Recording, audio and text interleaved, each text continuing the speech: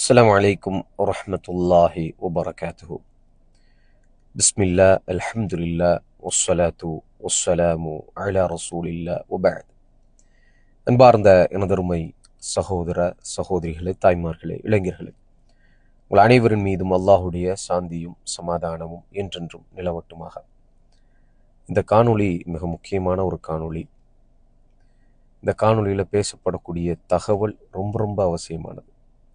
அன்பானவர்களே, இஸ்லாமிய மார்க்கத்தில் மிக முக்கியமான கடமை அல்லாஹுவை ஒருமைப்படுத்தி அல்லாஹுவை நாம் ஏகத்துவப்படுத்தி வணங்குவது ரொம்ப அவசியமானது. நாம் தௌஹீத் அப்படின்னு நம்ம சொல்லுவோம். இந்த ஓரிரை வணக்க வழிபாடு கொள்கை அதற்கு பிறகு மிக அவசியமானது நம்முடைய பெற்றோர்களை பேணுவது, தாய் தந்தையர்களுக்கு மரியாதை கொடுப்பது, அவர்களுடைய ஆசைகளை நிறைவேற்றுவது, அவர்கள் நம்மிடமிருந்து ஏதாவது எதிர்பார்த்தால் அதை செய்து கொடுப்பது, அவர்களை கண்ணியப்படுத்துவது, இதெல்லாம் ரொம்ப அவசியமான இபாதத். எதுக்கப்புறம் அல்லாஹ் சுப்ஹானஹு வ தஆலாவை தூய்மையாக வணங்கக்கூடிய அந்த ஏகத்துவ வணக்க வழிபாடுக்கு பிறகு இதுதான் ரொம்ப முக்கியமான கடமை. அன்ஷ்குரூலி ஒலிவாலிதைக், எனக்கு நன்றி செலுத்துங்கள், உங்களுடைய தாய் தந்தையருக்கும் நன்றி செலுத்துங்கள் என்று அல்லாஹ் ரப்பல் ஆலமீன் சொல்றான். அல்லாஹ்வுக்கு நன்றி செலுத்திய பிறகு, அல்லாஹ் ரப்பல் ஆலமீன் யாரு? அல்லாஹ் ரப்பல் ஆலமீன் நம்மை படைத்து பரிபாலித்து பாதுகாத்து உணவளிக்கக்கூடியவன். அல்லாஹ் ரப்பல் ஆலமீனை வணங்குவதற்கு பிறகு, அவனுக்கு நன்றி சொல்லியதற்கு பிறகு உங்களுடைய தாய் தந்தையர்களுக்கு நீங்கள் நன்றி செலுத்துங்க. ரப்பி ரஹமுஹுமா கமா ரப்பயானி சகீரான்னு சொல்கிறோம். நாங்கள் சிறு வயசாக இருக்கும் பொழுது, நாங்கள் எந்த நிலையில் இருக்கிறோன்னு எங்களுக்கு தெரியாத நிலையில் இருக்கும் பொழுது, எங்களை பேணி பாதுகாத்த, எங்கள் மீது கருணை செய்த எங்களுடைய தாய் தந்தையர்களுக்கு யா அல்லாஹ், இறைவா நீயும் கருணை செய் அப்படின்னு துஆ செய்ய சொல்கிறான், பிரார்த்தனை செய்ய ரப்பல் ஆலமீன் சொல்கிறான். அப்போ தாய் தந்தையர்களை பேணுவதுங்கிறது ரொம்ப அடிப்படையான விஷயம். அல்லாஹ்வுடைய தூதர் ஸல்லல்லாஹு அலைஹி வஸல்லம் சொன்னாங்க, தாய் தந்தையர்களுடைய அன்புல தான் அல்லாஹ் ரப்பல் ஆலமீனோட அன்பு இருக்குது, தாய் தந்தையர்களுடைய கோபத்துல தான் அல்லாஹ் ரப்பல் ஆலமீனோட கோபம் இருக்குதுன்னு சொன்னாங்க. அதே மாதிரி தாய் தந்தையர்களை கோபப்படுத்துவது, தாய் தந்தையர்களுடைய அன்பை புரிந்து கொள்ளாம நடப்பது, தாய் தந்தையர்களை கண்டு கொள்ளாம இருக்கிறது, அவர்களை பேணி பாதுகாக்க வேண்டிய நிலையில, அவங்கள கண்ணியம் செலுத்த வேண்டிய நிலையில, அவர்களுடைய ஆசைகளை நிறைவேற்ற வேண்டிய நிலையில அதை பற்றியெல்லாம் எந்த கவலையும் இல்லாம தாய் தந்தையர்களை விட்டும் ரொம்ப தூரமாக அவர்களுக்கு நம்மளுடைய உதவி தேவைப்பட்டும் அவர்களுக்கு உதவி செய்ய முடியாத ஒரு நிலையில நாம் இருக்கிறதுங்கிறது இஸ்லாம் வன்மையாக கண்டிக்கக்கூடிய பெரும் பாவம். பெற்றோர்களை பேணி பாதுகாக்காமல் இருக்கக்கூடிய பிள்ளைகள் அல்லாஹ் ரப்பல் ஆலமீனுக்கு பயந்து கொள்ளுங்கள். குறிப்பாக வெளிநாட்டில் வாழக்கூடிய சகோதரர்கள், பெற்றோர்களை கவனிக்கக்கூடிய பொறுப்பு பிள்ளைகள் இல்லை, ஆண் பிள்ளைங்க இருக்குது, பெண் பிள்ளைக்கும் இருக்குது. ஆனால் பிரதானமானது ஆண் பிள்ளைக்கு தான். ஆண் பிள்ளைகள் பெற்றோர்களை பேண வேண்டும், பாதுகாக்க வேண்டும், அவர்களுடைய ஆசைகளை நாம் இந்த உலகத்தில் செய்து கொடுக்கணும், அவங்கள நிம்மதியாக வாழ வைக்கணும். குறிப்பாக அவர்கள் வயதாயிட்டாங்கன்னா, முடியாமல் ஆயிட்டாங்கன்னா, அப்படி ஒரு நிலை வரும்ல, 70 வயசு அடைஞ்சிட்டாங்க, 65 வயசு அடைஞ்சிட்டாங்க, 80 வயசு அடைஞ்சிட்டாங்க, 90 வயசு அடைஞ்சிட்டாங்கன்னா அவங்க வயசாயிட்டாங்க. அல்லாஹ் ரப்பல் ஆலமீன் குறிப்பாக சொல்கிறான், அப்படி வயசானவர்கள் இருந்தால் இன்னும் நீங்கள் கருணையோடு நடந்து கொள்ளுங்க. வலா தகுல் லஹுமா உஃப், அவர்களிடம் நீங்கள் சி என்ற வார்த்தை சொல்லாதீங்க, அதிருப்தியான எந்த வார்த்தையும் அவங்கள்ட்ட சொல்லாதீங்க, அதிருப்தி அளிக்கக்கூடிய வார்த்தைகள். அந்த அளவுக்கு நீங்கள் கண்ணியமான முறையில் நடந்து கொள்ளுங்கன்னு அல்லாஹ் ரப்பல் ஆலமீன் சொல்கிறான். இன்னைக்கு வெளிநாட்டில் வாழக்கூடிய பலருடைய நிலை என்னன்னு சொன்னால், வெறுமன பணத்தை நாம் கொடுத்துட்டா போதுமானது, அதற்கு பிறகு பெற்றோரை பற்றி சிந்திக்காத ஒரு நிலையில தான் நாம் இருக்கிறோம். அல்லாஹ் ரப்பல் ஆலமீன் பாதுகாக்கணும். மரண நிலையில் இருக்கக்கூடியவர்கள், மரணத்துக்கு நெருக்கமாக இருக்கக்கூடியவர்களை கூட போய் பார்க்க முடியாத ஒரு நிலை, ரொம்ப கஷ்டமான நிலை.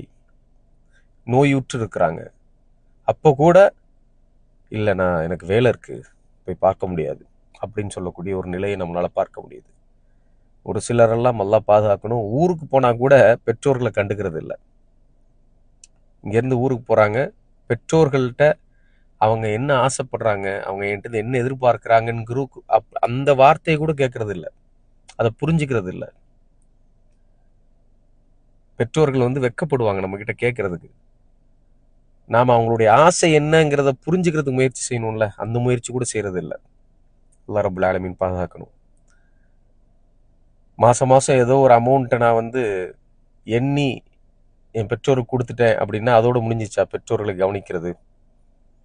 ஒபில் வாலிதைனி இஹ்சானா, உங்களுடைய பெற்றோர்களை நீங்கள் கண்ணியமாக நடத்துங்கள், பேணி பாதுகாருங்கள் அப்படின்னா மாதம் மாதம் 5000 10,000 கொடுத்துட்டா முடிஞ்சு போச்சா? இல்லை. அவர்களோடு உறவாட வேண்டும். அவர்களுக்கு நாம் டெய்லி அவங்ககிட்ட பேசணும். அவங்களுடைய துஆவை நம்ம கேட்கணும். அவங்களுடைய சந்தோஷத்தை நாம் பகிர்ந்து கொள்ளணும். அவங்க சந்தோஷப்படுற மாதிரி நாம் நடந்து கொள்ளணும். நம்மளுடைய குடும்பம் நடந்து கொள்ளணும். அவங்களுடைய கண்குளிர்ச்சியான ஒரு வாழ்க்கை, என்னுடைய பிள்ளை இப்படி இருக்கிறான், நல்லா இருக்கிறான், சந்தோஷமா இருக்கிறான் அப்படிங்கக்கூடிய ஒரு வாழ்க்கையை நாம் வாழணும். அவங்களுக்கு தேவையான விஷயங்களை அவங்க கேட்காமே செஞ்சு கொடுக்கணும். சுப்ஹானல்லாஹ், எவ்வளோ விஷயங்கள் நாம் பண்ண வேண்டியது இருக்குது. வெளிநாட்டில் வாழக்கூடிய மக்கள் வெறும் தான் உண்டு, தன்னுடைய மனைவி உண்டு, தன்னுடைய பிள்ளைகள் உண்டு, தன்னுடைய சேவிங்ஸ் உண்டு, இதையே தான் ஃபோக்கஸ் பண்ணிட்டு இருக்கிறோமே தவிர தன்னுடைய தாய் தந்தையரை பற்றி பெருசாக யோசிக்கிறதே இல்லை. அதிலும் குறிப்பாக முஸ்லிம்கள் வாழக்கூடிய, அடர்த்தியாக வாழக்கூடிய பகுதிகளான காயல்பட்டினம், கீழக்கரை, அதிராம்பட்டினம், இது மாதிரியான பகுதிகளில் பெண் வீட்டில் போய் வேற இருக்கிறாங்க. நம்ம பல தடவை சொல்லியிருக்கோம், அது மார்க்கத்துக்கு முரணானது. அதில் ரொம்ப ரொம்ப மிக முக்கியமான பிரச்சனை இந்த விஷயத்தில் என்னன்னு சொன்னால், இந்த ஆண் பெண் வீட்டுக்கு போகிறதுனால தன்னுடைய பெற்றோரை சரியாக பேண முடியாத ஒரு நிலை ஏற்படுது. ஆப்வியஸ்லி அப்படி தான் ஏற்படும். ஏன்னா தனக்குன்னு ஒரு வீடு இல்லை, தன்னுடைய தாய் தந்தை இருக்கிற வீட்டில் அவர் வசிக்கிறது இல்லை. பெண் வீட்டில் தான் அவர் வசிக்கிறாரு. அப்போ அந்த வீட்டில் இருக்கக்கூடிய விஷயங்கள் மட்டும்தான் அவருக்கு பெருசாக தெரியுது. அப்படிதான் ஆகும். அப்போ பெற்றோரை கவனிப்பது என்பது ப்ரெடாமினண்டாக பிரைமரியான ஒரு விஷயம். பெற்றோர்களை அவங்கள சந்தோஷப்படுத்துறது ஹலாலான முறையில். அதுக்காக பெற்றோர்கள் ஹராம செய்ய சொன்னால் அதை செஞ்சுட்டு சந்தோஷப்படுத்துறது அப்படி நான் சொல்ல வரல, அது இஸ்லாமும் சொல்லலை. மாறாக பெற்றோரை நாம் திருப்திப்படுத்துவது, அவங்களுடைய வார்த்தைக்கு மதிப்பளிப்பது, அவங்களுடைய உணர்வை புரிந்து கொள்வது, இதெல்லாம் ரொம்ப ரொம்ப அவசியமான பேசிக்கான விஷயம். இஸ்லாமிய மார்க்கத்தில் கடமையான விஷயம். இதிலிருந்து மாறுபட்டால் மிகப்பெரிய அளவுக்கு அல்லாஹ் ரப்புல் ஆலமீனுடைய கோபம் நம் மீது வரும். இன்னைக்கு நோய் நொடி பிரச்சனை, அது இது, ஒர்க்கில் லாஸு, பிஸ்னஸ் லாஸு, நிறைய இஷ்யூ, லைஃப்பை பேலன்ஸ் பண்ண முடியல, மனசில் நிம்மதி இல்லை. காரணம் என்ன? தாய் தந்தர்களுடைய துஆ இல்லை நமக்கு. தாய் தந்தர்களுடைய வருத்தமும் துன்பம் தான் நம்ம மேலே இருக்கு. அவங்களுடைய துஆ இல்லை.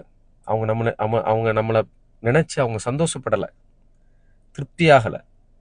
தாய் தந்தர்களை திருப்தி ஆயிட்டாங்கன்னா, நம்மை பெற்ற நம்மளுடைய தாயும் தந்தையும் நம் மீது திருப்தி அடைந்து விட்டார்கள்னா அல்லாஹ் ஒருபோதும் நம்மை கைவிட மாட்டான். இதை நம்ம புரிஞ்சுக்கணும். அல்லாஹ் ரப்புல் ஆலமீன் இந்த விஷயத்தில் நாம் இஸ்லாமிய அந்த ஒழுங்கை நம்முடைய வாழ்க்கையில் கடைபிடித்து நடப்பதற்கு தௌஃபீக் செய்வானாக. வாஹிரு தஅவானா அனில் ஹம்துலில்லாஹி ரப்பில் ஆலமீன். அஸ்ஸலாமு அலைக்கும் வரஹ்மத்துல்லாஹ்.